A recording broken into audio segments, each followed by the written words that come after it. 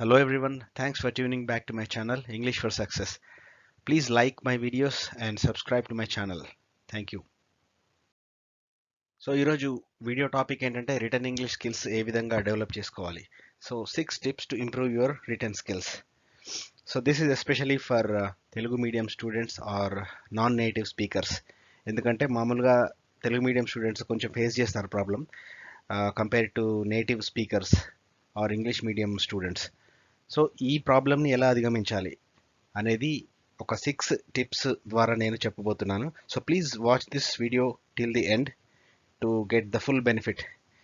And these points are almost from my own experience. So నేను face చేసిన ప్రాబ్లమ్స్ని ఒకసారి మళ్ళీ రీవిజిట్ చేసి ఈ టిప్స్ తయారు చేశాను and I'm sure it will help you. So let us begin without much theory.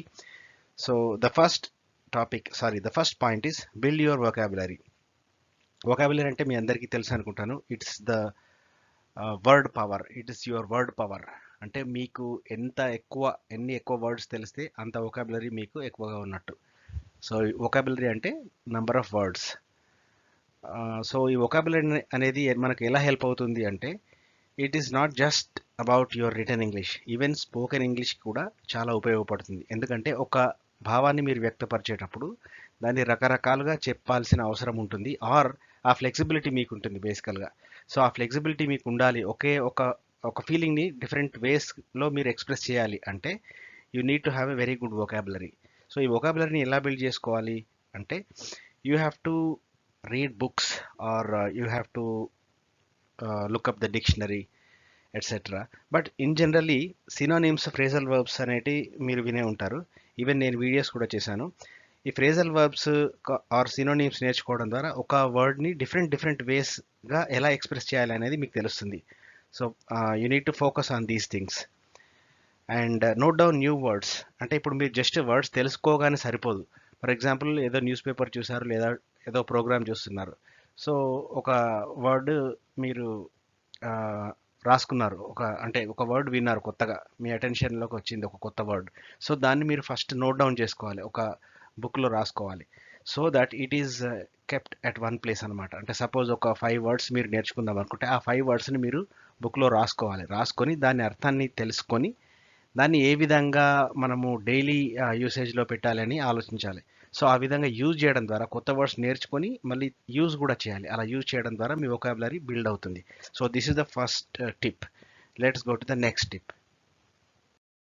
Tip number 2 is improve your grammar. It's a simple fact. Me grammar ఎంత బాగా ఉంటే, అంటే మీరు గ్రామర్తో ఎంత కంఫర్టబుల్గా ఉంటే అంత ఈజీగా మీ రిటర్న్ స్కిల్స్ కూడా ఇంప్రూవ్ అవుతాయి.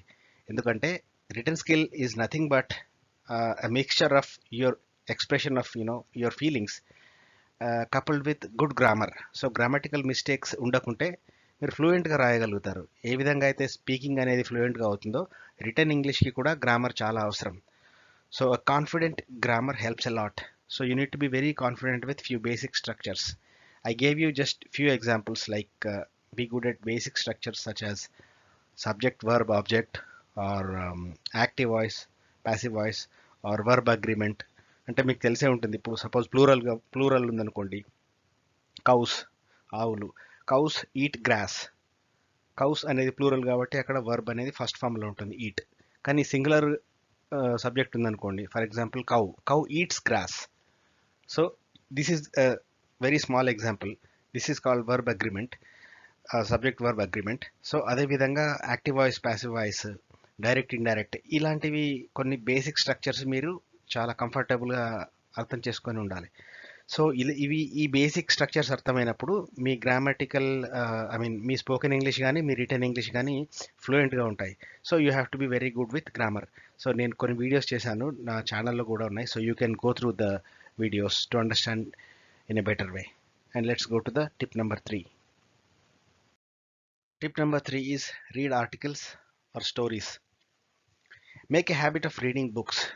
So what is this about reading articles and stories? అంటే న్యూస్ పేపర్స్ కానీ లేదంటే ఆర్టికల్స్ కానీ స్టోరీస్ కానీ or any subject, maybe your class subjects కానీ అవి మీరు చదువుతుండాలి. Often you have to read. ఎందుకు రీడింగ్ వల్ల మనకి రైటింగ్ ఎలా ఇంప్రూవ్ అవుతుంది అంటే మీరు ఏదైనా చదువుతున్నప్పుడు ఆ సెంటెన్స్ స్ట్రక్చర్స్ని మీరు ఆటోమేటిక్గా మీ బ్రెయిన్లో రిజిస్టర్ అవుతుంది. ఓకే, సో ఈ వర్డ్ ఇలా వాడొచ్చు, లేదా ఈ స్ట్రక్చర్ ఈ విధంగా యూజ్ చేయొచ్చు అనే కాంటెక్స్ట్ అర్థమవుతుంది. So reading is really helpful for better writing. So make a habit of reading books and observe sentence structures. So ఏదైనా చదువుతున్నప్పుడు సపోజ్ ఒక ఎగ్జాంపుల్ తీసుకుందాం, ఇప్పుడు ఈ సెంటెన్సే తీసుకుందాం, make a habit of reading books. So ఇందులో కొన్ని పార్ట్స్ ఆఫ్ స్పీచ్ ఉన్నాయి. మేక్ అనేది ఒక వర్బ్, ఏ అనేది ఒక ఆర్టికల్. అలా ఇప్పుడు సపోజ్ ఒక ప్లూరల్ ఎలా యూజ్ చేస్తున్నాం, సింగులర్ ఎలా యూజ్ చేస్తున్నాము, రీడింగ్ అనేది verb plus ing form. So ఇది these are very simple building blocks. ఒక సెంటెన్స్లో డిఫరెంట్ పార్ట్స్ ఆఫ్ స్పీచ్ ఉంటాయి. సో ఇవి ఏ విధంగా అడ్జస్ట్ చేశారు ఈ సెంటెన్స్ని అనేది మీరు అబ్జర్వ్ చేయాలి. అది ఏ టెన్స్లో ఉంది అనేది కూడా ఆ టెన్స్ పైన మీకు మంచి అవగాహన ఉండాలి. సో అవన్నీ తెలియాలంటే మీరు grammar, as I said before, grammar పై మీకు మంచి గ్రిప్ ఉండాలి. అట్ ద సేమ్ టైం ఒకసారి మీకు గ్రామర్ అనేది కొద్దిగా కంఫర్టబుల్గా అయిన తర్వాత you have to read more and more articles and stories etcetera, even kids stories, because grammar అనేది చాలా సింపుల్గా ఉంటుంది కిడ్స్ స్టోరీస్లో. So you have to read those things and observe the sentence structures and read those articles or subjects which you like. అంటే ఏదో ఒకటి ఆన్లైన్లో దొరికిందని చెప్పి లేదా ఏదో ఒక బుక్ కొనుక్కొని చదవడం అలా కాకుండా మీకు ఇంట్రెస్ట్ ఉన్న సబ్జెక్ట్స్ చదవండి. ఎందుకంటే అలాంటప్పుడు మీకు చదవాలని అనిపిస్తుంది. For example you like cricket, then read about Virat Kohli. Open Wikipedia and read about Virat Kohli. What is written in Wikipedia? So what are the sentences written there? అందులో స్ట్రక్చర్ ఎలా ఉంది, ఏ టెన్స్ వాడాడు, యాక్టివా ప్యాసివా, ప్యాసివ్ వాడితే ఎందుకు వాడాల్సి వచ్చింది, అలాంటివి మీరు అబ్జర్వ్ చేయాలి. Or if you like let's say politics, then you are reading something in news paper, some political columns you are reading. So అందులో ఏ విధంగా రాశారు అనేది అబ్జర్వ్ చేయాలి. Or sports, you may like some other sport or something. So you have to pick whatever you like. మీకు నచ్చిన సబ్జెక్ట్ని మీరు చదవాలి, అప్పుడు మీకు ఇంట్రెస్ట్ ఉంటుంది కొంచెం, దానివల్ల మనకు యూజ్ ఉంటుంది అనమాట. So after reading make points in a notebook. So the most important thing is just చదివి మనం పక్కకు పెట్టి మనకు అప్పుడు చదివినంత వరకు okay yes I'm good at it, నాకు వచ్చేసింది అని అనుకుంటాం. చాలాసార్లు అలా ఫీలింగ్ వస్తుంది. But you have to write it in a notebook. ఎందుకంటే అలా రాయడం ద్వారా మీరు మళ్ళీ రిఫర్ చేసే అవకాశం ఉంటుంది. మీకు నచ్చిన ఒక వర్డ్ దొరకవచ్చు, సో మీరు దాన్ని మళ్ళీ యూజ్ చేయాలనుకోవచ్చు. So there will be number of improvements if you write it in a notebook. So this is number 3. Now let's go to the tip number 4. Tip number 4 is improve your speaking skills. ఇది discuss చేసుకున్నాము, but ఇంకా కొంచెం డీటెయిల్గా చెప్పుకుందాం. So speaking skills ద్వారా ఏ విధంగా మనము బెటర్గా రాయగలుగుతాము. Be part of conversations wherever possible. So speaking అనేది మనకు జనరల్గా ఒక ఆటోమేటిక్ ప్రక్రియ. అది గ్రామర్ తెలిసి కొంచెం వొకాబులరీ వచ్చిన తర్వాత ఆటోమేటిక్గా మనం మాట్లాడడం స్టార్ట్ చేస్తాము. కాకపోతే స్పీకింగ్ అనేది ఎంత తొందరగా మీకు అలవాటు అయిపోయి ఎంత ఎక్కువగా మీరు మాట్లాడగలుగుతారో అంత ఈజీగా మీరు దాన్ని రిటర్న్గా కూడా ఫామ్లో కూడా రాయగలుగుతారు. ఎందుకంటే స్పీకింగ్ రిటర్న్కి పెద్ద తేడా ఏం లేదు. జస్ట్ మీకు స్పోకెన్ ఇంగ్లీష్ పైన మీకు గ్రిప్ ఉంది అంటే దాన్ని జస్ట్ వర్డ్స్లో పెడుతున్నారు. For example you are preparing for some exam round. Let's say you are ఒక సబ్జెక్ట్ని తీసుకొని మీరు ఆ సబ్జెక్ట్ గురించి మంచి అవగాహన తెచ్చుకున్నారు, చదువుతున్నారు. సో అలా చదివినప్పుడు ఆ థాట్ ఫ్లో అనేది ఒకటి క్రియేట్ అయిపోతుంది. సో ఫస్ట్ ఇలా చెప్పాలి, తర్వాత ఇంకొకలాగా చెప్పాలి, ఆ తర్వాత ఇంకొక పాయింట్ చెప్పాలి అనేది మీరు ప్రిపేర్ అవుతారు. సో అలా ప్రిపేర్ అయినప్పుడు ఆ స్పోకెన్ ఇంగ్లీష్ దాన్ని మీరు వర్డ్స్ రూపంలో రిటర్న్ ఇంగ్లీష్గా చెప్తున్నారు. సో రిటర్న్ ఇంగ్లీష్కి కొన్ని అడిషనల్ రూల్స్, అంటే ఎర్రర్స్, కొన్ని రిటర్న్ మిస్టేక్స్ చేయకుండా మనము రాయగలగాలి. So that's the basic difference. కొంచెం మీరు మాట్లాడేటప్పుడు మీరు సరి చేసుకునే అవకాశం ఉంటుంది. Because you can always say that okay I'm sorry అని మళ్ళీ చెప్పొచ్చు. బట్ రిటర్న్ ఇంగ్లీష్ ఎలా ఉంటుందంటే మీరు ఒక మెయిల్ చేస్తున్నారు, అది ఆల్రెడీ వెళ్ళిపోయింది మెయిల్. సో తర్వాత దాన్ని కరెక్ట్ చేసుకోవడానికి ఉండదు. కాబట్టి మీరు రాసేటప్పుడు ఎక్కువ ఫోకస్ ఉండాలి.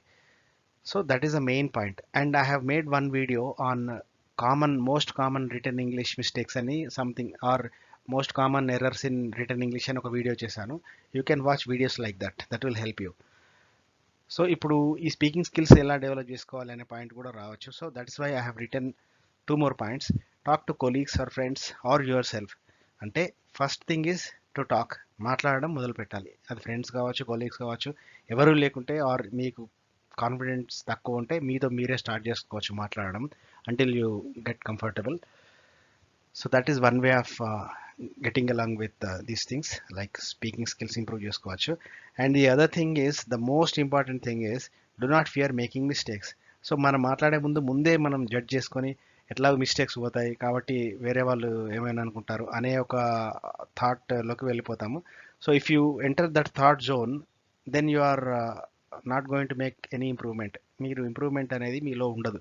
First thing is to talk. Right or wrong is another matter because everybody has to learn somewhere, right? So you have to begin somewhere. ఒకవేళ మిస్టేక్స్ ఉంటే మళ్ళీ కరెక్ట్ చేసుకోవాలి. That's the only thing. So this is about the fourth tip. Let's go to the next slide. Tip number 5 is get feedback. Feedback is very, very important if you want to learn spoken or written or not about only English, any subject. If you want to improve, you have to get feedback. So always ask for feedback. Nobody will come to you and give feedback. అన్నిసార్లు అందరూ వచ్చి మీకు feedback చెప్పకపోవచ్చు. So you have to ask for it. So మీరు అడగాలి. So for example ఒక letter రాశారు లేదా ఒక ఎస్సే రాశారు ఆర్ ఒక కాంప్రిహెన్షన్ సంథింగ్ మీరు ప్రాక్టీస్ చేస్తున్నారు or you finished it. So you have to ask ఎవరైనా కొంచెం మీకంటే బెటర్గా మాట్లాడే వాళ్ళ దగ్గరికి వెళ్ళి, సో ఇది ఎలా ఉంది, దీంట్లో మిస్టేక్స్ ఉన్నాయా, సో ఈ కాన్ఫిడెన్స్ లెవెల్ ఎలా ఉంది, can I face any interview, can I talk to new people అని మీరు అడగాలి. సో వాళ్ళకి ఎలా అనిపించింది అనే దాన్ని బట్టి మీరు you can correct your mistakes. So that's why I wrote correct your mistakes and don't repeat them. ఒకవేళ మిస్టేక్ ఉంటే దాన్ని మీరు మళ్ళీ రిపీట్ చేయకుండా దాన్ని కరెక్ట్ చేసుకొని you have to proceed. And the other point is do periodic checks to see how you did compare to last time. అంటే last time ఒక ఫర్ ఎగ్జాంపుల్ మీరు ఫస్ట్ టైం ఒకటి ఏదైనా రిటర్న్ పీస్ రాశారు, something ఒక essay అనుకోవచ్చు. So దాని గురించి ఫీడ్బ్యాక్ అడిగిన తర్వాత దాంట్లో కొన్ని మిస్టేక్స్ దొరికినప్పుడు అవి మీరు నోట్ చేసుకున్న తర్వాత మళ్ళీ second time you have to ask for feedback and compare it. మీరే కంపేర్ చేసుకోవచ్చు. ఓకే, సో నేను మిస్టేక్ చేసిన దగ్గర ఇంప్రూవ్ అయ్యానా లేదా అనేటువంటి అనాలిసిస్ మీరు చేసుకోవాలి. So this will help you a lot. So this is the fifth one. Let's go to the next slide. The last tip is cut short lengthy write-ups.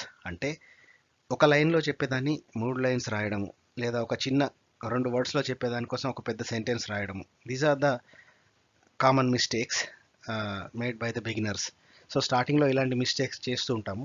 But ఒక point మనం ఏం observe చేయాలంటే ఏదైనా ఒకటి రాసేటప్పుడు కానీ చెప్పేటప్పుడు కానీ ఎంత తక్కువ సెంటెన్స్ ద్వారా మనం ఎక్స్ప్రెస్ చేయగలుగుతాం ఆ భావాన్ని అనేది చాలా ఇంపార్టెంట్. మీకు ఇంకా క్లియర్గా అర్థం కావడానికి నేను ఒక చిన్న ఎగ్జాంపుల్ తీసుకున్నాను. ఒక సెంటెన్స్ ఎలా ఉంటుందంటే it will not be possible for me to attend the party. అంటే పార్టీకి అటెండ్ అవ్వడం నాకు కుదరదు అనేది ఒక సెంటెన్స్ ఇంగ్లీష్లో. It will not be possible for me to attend the party. అంత పెద్దగా రాసే వాళ్ళు you can simply say I can't make it to the party. So I can't make అంటే అదొక idiom or sometimes phrasal verbs లాగా కూడా use అవుతాయి. So దాని మీనింగ్ ఏంటి అంటే నేను సేమ్ మీనింగ్ అనేది సేమ్ అక్కడ, నేను పార్టీకి అటెండ్ కాలేను, బట్ చెప్పే పద్ధతిలో తేడా ఉంది. అంటే number of words are very less in this second sentence, ఈ యారో మార్క్ ఉన్న సెంటెన్స్. అదేవిధంగా ఇంకో ఎగ్జాంపుల్ చూడండి. I always wanted to do this work since it was my favourite thing but I could not do it. అంటే నేను ఈ పని ఎప్పుడూ చేద్దామని అనుకున్నా, ఎందుకంటే నేను ఆ పని అంటే నాకు ఇష్టము కానీ చేయలేకపోయాను అనేది దాని అర్థం. అదే సేమ్ అర్థాన్ని మీరు సింపుల్గా చెప్పాలంటే I was passionate about it but I couldn't do it. So చూసారా, ఇక్కడ ప్యాషనెట్ అనే ఒకటే వర్డ్తోని చాలా వర్డ్స్ ఎగిరిపోయాయి. This is the kind of learning that you have to make. అంటే ఇలాంటి క్రిస్ప్ రైటింగ్ అంటారు. ఈ క్రిస్ప్ రైటింగ్ అంటే ఒక పెద్ద సెంటెన్స్ని మనం బ్రేక్ డౌన్ చేసి ఆర్ చిన్నగా కుదించి రాయడం ఎలా. So these are the most important tips that I thought of, and I'm sure it's going to help you. So I wish you all the best. Thank you for watching this video. Thanks for your time, and if you like my videos, please share it and subscribe to my channel. I wish you all the best.